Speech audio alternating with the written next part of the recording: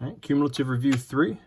Problem 6. You have two different functions, f of x and g of x, and it says you want to find f plus g of x. Basically, take the f of x expression and add it to the g of x expression. Use your parentheses.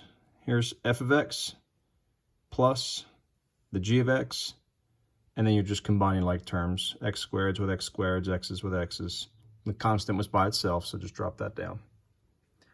And then here we're multiplying. You want to distribute, or you guys may have heard me in class use say the FOIL method.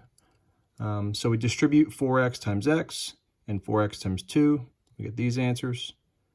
-1 times x and -1 times 2. We get these answers. Combine your like terms, and there you go. Problem 8, finding the domain. Remember, the domain is the x values. It's how far left to how far right. How far left is this graph going to go? Well, according to that arrow, it's going to go left forever. Yes, I know the arrow points down, but it's not pointing just down. It's pointing down and to the left. So when we say how far to the left is it going to go?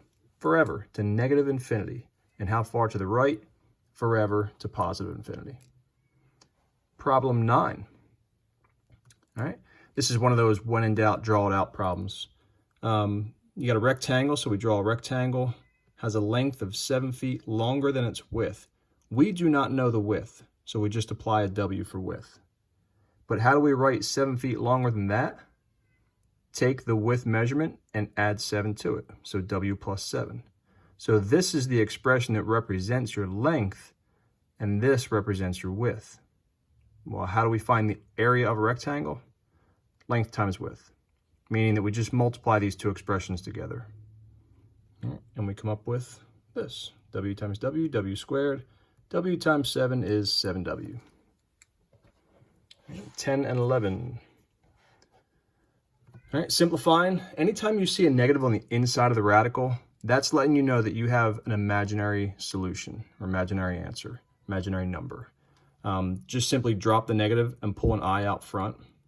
Now you just got to take the radical there. That's not a perfect square, so we got to break it down. What are some factors of 27 where one of them is a perfect square?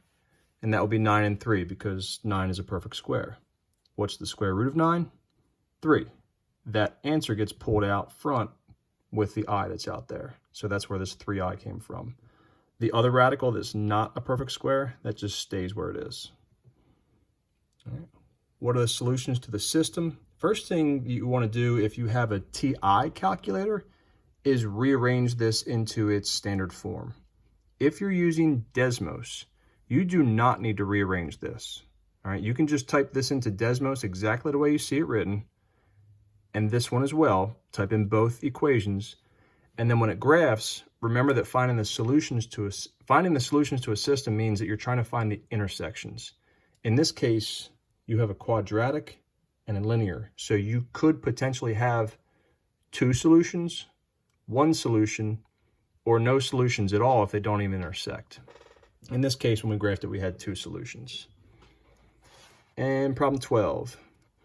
This time it actually gives us a value. It's just like this problem here in a sense, only they give us an actual area. Oh, sorry, problem 9. They give us an actual area to set it equal to. So we got the length. The width was 4 feet more than the length, so L plus 4, and the area is 92.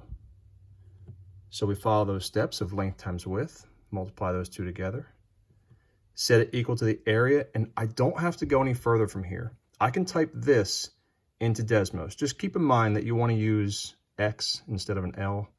Same with all the other problems. If it had something different like an H or a W, make sure that you're typing X into Desmos.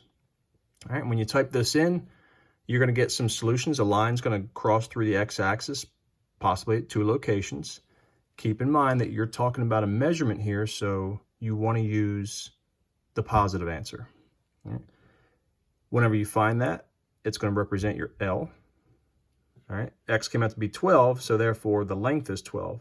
The width, remember the width was 4 feet longer, so we want to add 4 to that answer.